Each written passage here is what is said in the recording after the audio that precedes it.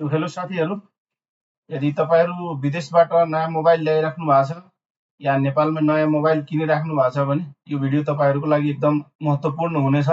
यो भिडियो अन्तसम्म हेर्नु होला। यो भिडियोमा मैले तपाईहरूलाई देखाउन गइरहेको छु नेपालमा एमडिएमएस रजिस्टर कसरी गर्ने र कुन कुन कागजात चाहिन्छ र यो गरेर तपाईँले के फाइदा हुन सक्छ त्यो स्टेप बाइ स्टेप देखाउन गइरहेको छु। तपाईहरूले यो भिडियो अन्तसम्म हेर्नु होला र यदि तपाईहरूलाई मेरो भिडियो मन परेछ भने राम्रो लाग्यो भने लाइक शेयर गर्नु होला र सब्स्क्राइब पनि गर्नु होला र यस्तै नयाँ नयाँ भिडियोहरू हेर्नको लागि डिजिटल दोस्त अनलाइनलाई सब्स्क्राइब गर्नु होला। धन्यवाद।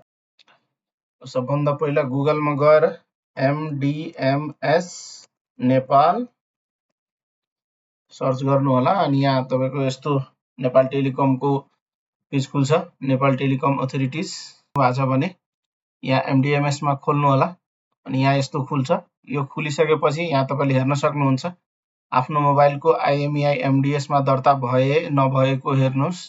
यहाँ तपाईले आफ्नो मोबाइलको आइएमईआई नम्बर हाल्नु भयो भने तपाईको मोबाइल दर्ता छ कि छैन त्यो देखाइहाल्छ। नेपालमै हुनुहुन्छ भने विदेशबाट लाग्नु भएको छ, विदेशमा किनिराख्नु भएको छ भने अलि तल सार्नु भयो भने आउँछ रजिस्ट्रेसन पोर्टल भनेर।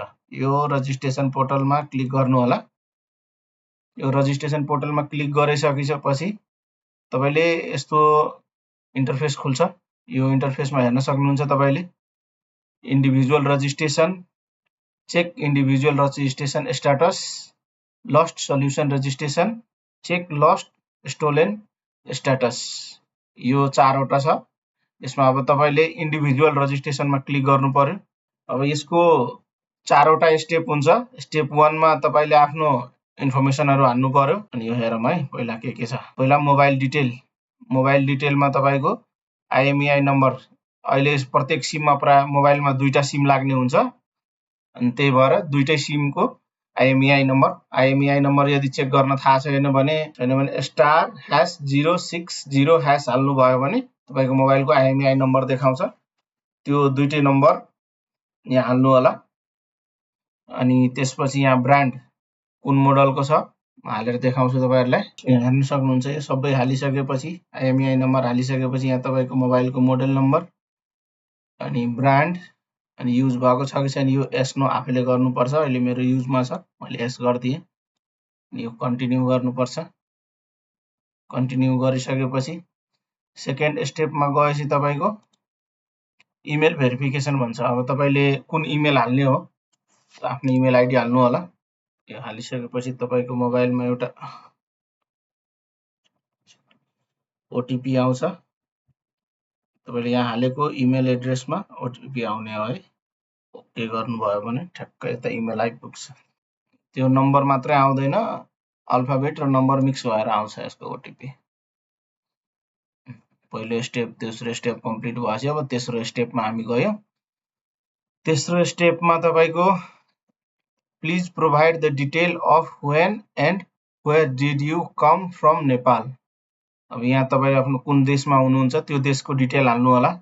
जस्तो विदेश जानु भएको मिति, कुन मितिमा हामी विदेश आएको थियौं त्यो मिति हाल्ने हो।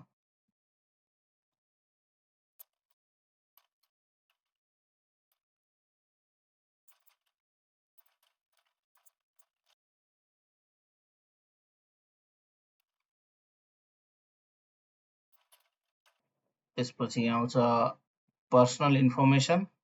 अब यहाँ तपाईले आफ्नो इन्फर्मेसनहरु हाल्न सक्नुहुन्छ।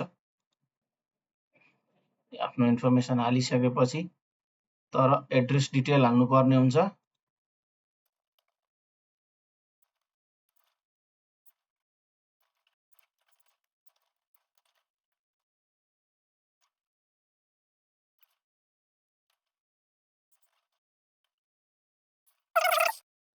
यहाँ सबै डिटेल हालिसकेपछि एकचोटी कन्फर्म गर्नको लागि आउँछ कन्फर्म योर सबमिसन फर्म। अनि यहाँ सबै कुरा मिलाउनु होला। तपाईको नाम, इमेल एड्रेस, कन्ट्री एड्रेस, मोबाइलको आइएमई नम्बर, मोबाइल नम्बर हैन, मोबाइल युजर सबै मिलाइसकेपछि यहाँ तल तपाईले हाल्नुपर्ने हुन्छ डकुमेन्टहरु। यो डकुमेन्टहरुको साइज मिनिमम म्याक्सिमम 512 केबी हुनुपर्छ। यदि फाइलको साइज कसरी कम गर्न थाहा छैन भने मैले अर्को भिडियोको लिंक हाल्दिएको छु, त्यो लिंक चेक गर्नु होला। त्यो भिडियो फुल हेर्नु होला, त्यो भिडियोमा छ कि फाइलको साइज कसरी कम गर्ने हो। र अब यहाँ हामी डकुमेन्ट अपलोड गरौँ। पासपोर्ट अर सिटिजनशिप एप्लिकेबल भनेर छ। पासपोर्ट या तपाईको नागरिकता जे हाले नि भयो।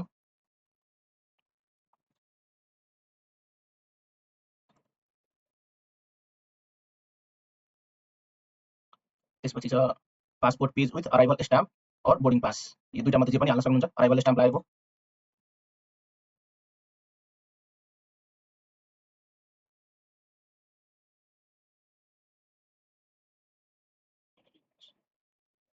र यो मोबाइल कसले युज गरिरहेछ त्यो मान्छेको नागरिकता हाल्नु पर्यो यहाँ। 512 KB भन्दा अलिकति पनि ठुलो भयो भने हुन्न है फेरि।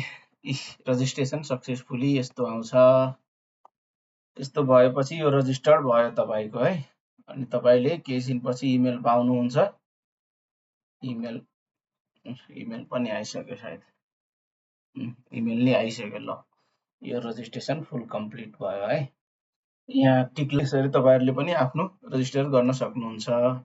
त्यस्तै नयाँ भिडियो हेर्नलाई तपाईले मलाई सब्स्क्राइब गर्नु होला, फलो गर्नु होला। भिडियो राम्रो लाग्यो भने लाइक, शेयर गर्नु होला। धन्यवाद।